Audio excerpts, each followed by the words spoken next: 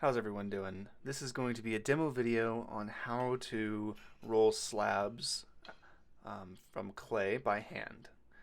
Here you see the tools that you're going to need. You're definitely going to need a rolling pin, a large board, some of these smaller drywall boards, and this is the only time you're going to be using the drywall is when you're rolling slabs and sandwiching them in between. You're also going to need a stick tool, a needle tool, and these are kind of going to be used for the same purpose. A rib, your nice metal rib, and your clay. So I'm starting with probably about 3 pounds here. It doesn't have to be exactly that, but you're going to smash it kind of like slowly, kind of getting it into like nice kind of flattened square. And you can see I am smashing it down a little bit, and then I'm flipping it, and then I'm smashing it down and I'm flipping it. This helps it not stick to the board. And then now just kind of back and forth as if you were rolling out like cookie dough or pie dough or anything like that.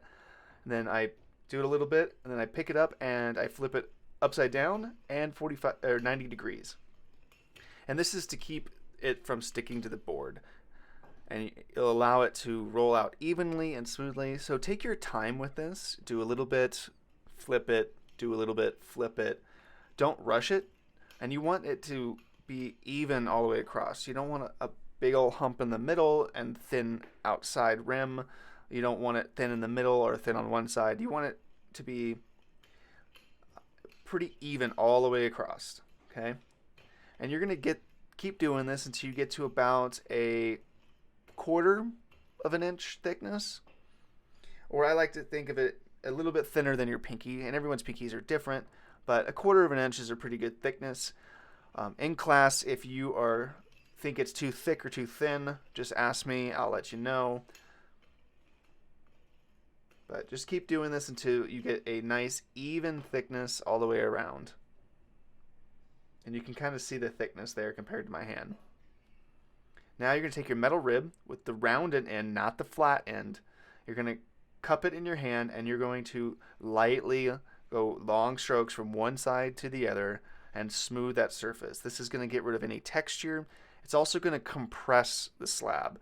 And what this does is it allows it not to warp or crack when it dries. And you can see I went downward, and then now I'm going across. I'm going in the other way. So you want to go in multiple directions. Don't just go in one direction. So if you go downwards, then go side to side, then go up and down, and so forth until you get a nice smooth surface. Then be very careful on picking this up. See, I'm kind of sandwiching in between my hands there, and then I'm going to flop it back onto its backside, and I'm going to do the same exact thing on this side.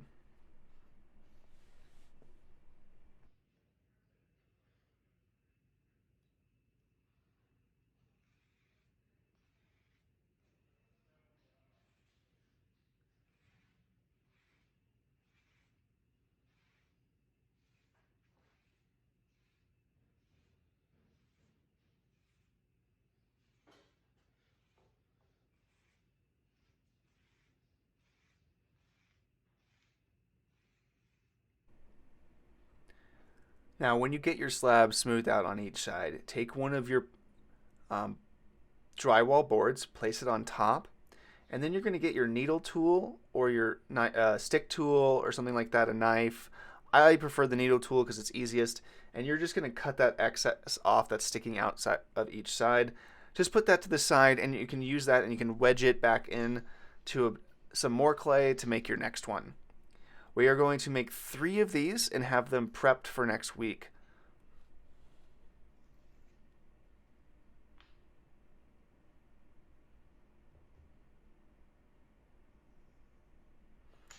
So once you get all those sides done, go ahead and put that clay to the side, slap it together. I would wrap that in plastic.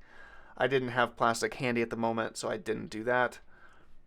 But if you have it, don't let it sit out or else it will dry out. So slowly kind of jiggle that board off of your slab. Be careful. It can stick and tear. So you want to be very slow. And then go ahead and clean up that surface again by just running that rib very lightly over the surface. Do not add any water or anything like that during this. We don't want to make it more floppy or softer than we want. We want it to stiffen up a little bit over time. So go ahead and push it forward and have that ready, and then kind of carefully pick up your slab and transfer that to your drywall board. And it might stick over, it might stretch a bit, but that's okay.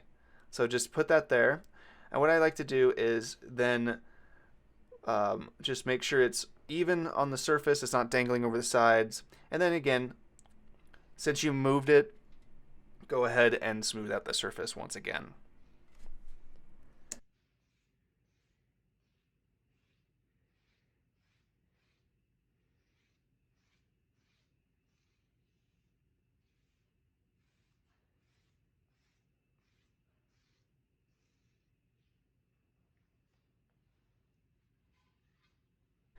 Once you've gotten that done, you're going to need another board, but you see how this one has a big old kind of chunkiness on it. You just don't use something like that. You want a nice smooth board. You also want it to make sure it's and clean. It doesn't have a bunch of dried clay residue or anything like that. So make sure you just wipe it off, get a nice smooth surface, and then it's ready. Then you're going to flip that and you're going to lay it directly on top, basically like kind of creating a sandwich. Your drywall is the bread and your clay is the meat and cheese of your sandwich.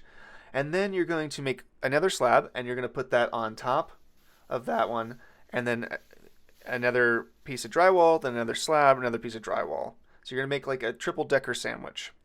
Then once you get that all done, you are going to get a big piece of plastic, put the plastic down, and then put your drywall and clay sandwich down. Then you're going to fold it over on each side, really wrapping that and really sealing that, like double wrap it. The more you wrap it, the better. We want it to dry a little bit, and that's what the drywall is going to do. It's going to absorb the moisture.